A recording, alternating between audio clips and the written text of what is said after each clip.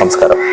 റോമിലെ വത്തിക്കാൻ സിംഹാസനത്തിൽ നിന്നും ലോകമെമ്പാടുമുള്ള ക്രൈസ്തവ സമൂഹത്തിലേക്ക് ഒരു വെളിച്ചമായി ധ്യാനാത്മകമായ ഒരു പ്രഖ്യാപനം പുറത്തു വന്നിരിക്കുന്നു. കന്യ മറിയം സഹരക്ഷകയല്ല, ഏകരക്ഷകൻ ക്രിസ്തു മാത്രമെന്ന്. കാലാന്തരങ്ങളായി ദൈവശാസ്ത്രജ്ഞർക്കിടയിൽ നിലനിന്നിരുന്ന ഒരു ചർച്ചയ്ക്ക് വിരാമമിട്ടുകൊണ്ട് ക്രൈസ്തവ വിശ്വാസത്തിന്റെ അടിസ്ഥാനശിലയെ ഊട്ടിയുറപ്പിക്കുന്ന ഈ പ്രസ്താവന വചനത്തിന്റെ പരമമായ സത്യത്തിലേക്ക് വിരൽ ചൂണ്ടുന്നു. ഇത് മറിയത്തോടുള്ള ഭക്തിയെ ലഘൂകരിക്കുന്നില്ല, മറിച്ച് രക്ഷാകര കർമ്മത്തിൽ യേശുക്രിസ്തുവിന്റെ അദ്വിതീയമായ സ്ഥാനത്തെ മഹത്വപ്പെടുത്തുന്നു. ഈ വാക്കുകൾ കേവലം ഒരു മതപരമായ തീരുമാനം മാത്രമല്ല, മറിച്ച് കോരിത്തെരിപ്പിക്കുന്ന ഒരു ദൈവീക സത്യത്തിന്റെ പുനരവതരണമാണ്. രക്ഷയുടെ രഹസ്യം പൂർണ്ണമായും യേശുക്രിസ്തുവിൽ അധിഷ്ഠിതമാണ്. മാനവരാശിയുടെ പാപപരിഹാരത്തിനായി കുരിശിൽ സ്വയം ബലിയായി തീർന്ന ഏക വ്യക്തി. യോഹന്നാൻ 3:16 കാണുന്ന ദൈവം തന്റെ ഏകജാതനായ പുത്രനെ നൽകുവാൻ തക്കവണ്ണം ലോകത്തിൽ സ്നേഹിച്ചത് എന്ന തിരുവചനം ഈ സത്യത്തെ അസന്നിഗ്ധമായി പ്രഖ്യാപിക്കുന്നു. ഏക മധ്യസ്ഥൻ യേശുക്രിസ്തു എന്ന് വിശുദ്ധ പൗലോസ് അപ്പോസ്തലൻ ബൈബിളിൽ വ്യക്തമാക്കുന്നു. ദൈവവും മനുഷ്യരും തമ്മിൽ ഏക മധ്യസ്ഥനെ ഉള്ളൂ, യേശുക്രിസ്തു മാത്രം. ഈ അഭിവാജ്യമായ മധ്യസ്ഥ സ്ഥാനം മറ്റാർക്കും പങ്കുവെക്കാനാകില്ല.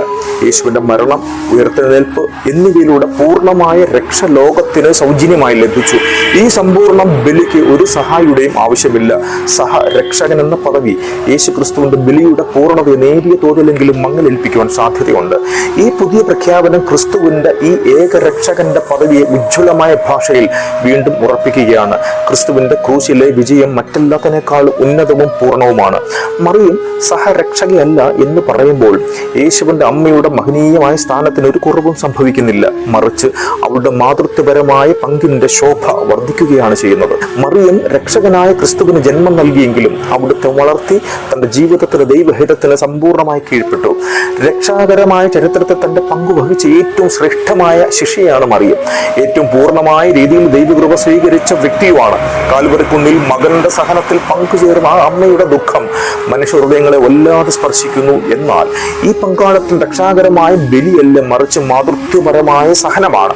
ഈ സഹനം അവളെ രക്ഷകന്റെ തുല്യസ്ഥാനത്ത് പ്രതിഷ്ഠിക്കുന്നില്ല, മറിച്ച് സകല വിശ്വാസികൾക്കും മാതൃകയായി ഉയർത്തുകയാണ് ചെയ്യുന്നത്. പോപ്പിന്റെ ഈ പ്രസ്താവന കൂടുതൽ ക്രിസ്തു കേന്ദ്രീകൃതമായി ജീവിക്കുവാൻ ക്ഷണിക്കുന്നു. അന്ധമായ ആരാധനകളിൽ നിന്നും ദൈവശാസ്ത്രപരമായി വ്യക്തത ഉളവാക്കുന്ന ക്രിസ്തു വിശ്വാസത്തിന്റെ രക്ഷയുടെ ശുദ്ധമായ സത്യത്തിന്റെ മടങ്ങി വരുവാൻ ഈ വാക്കുകൾ പ്രേരിപ്പിക്കുന്നു. ഈ പ്രഖ്യാപനം നൽകുന്ന സന്ദേശം ഇതാണ്: നിങ്ങളുടെ കണ്ണിന്റെ ശ്രദ്ധ രക്ഷകനിൽ നിന്നും അല്പം പോലും വ്യതിചലിക്കരുത്. മറിയം നമ്മെ ക്രിസ്തുവിലേക്ക് നയിക്കുന്നു, ഒരിക്കലും അവൾ തന്നിലേക്ക് ശ്രദ്ധ ക്ഷണിക്കുന്നില്ല. വത്തിക്കാനിൽ നിന്നും ഉതിരുന്ന ഈ വാക്കുകൾ വചനാധിഷ്ഠിതമാണ്. നമ്മുടെ ഹൃദയത്തിൽ നിന്നും പ്രതിധ്വനിക്കണം ഏകരക്ഷകൻ യേശു മാത്രമെന്ന്.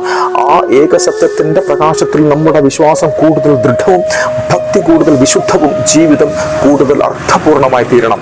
അതിനായി ദൈവം നിങ്ങളെ സഹായിക്കട്ടെ എന്ന് ഉത്ബോധിപ്പിച്ചുകൊണ്ട് എൻ്റെ വാക്കുകൾ വിരമിക്കുന്നു. നമസ്കാരം, നന്ദി.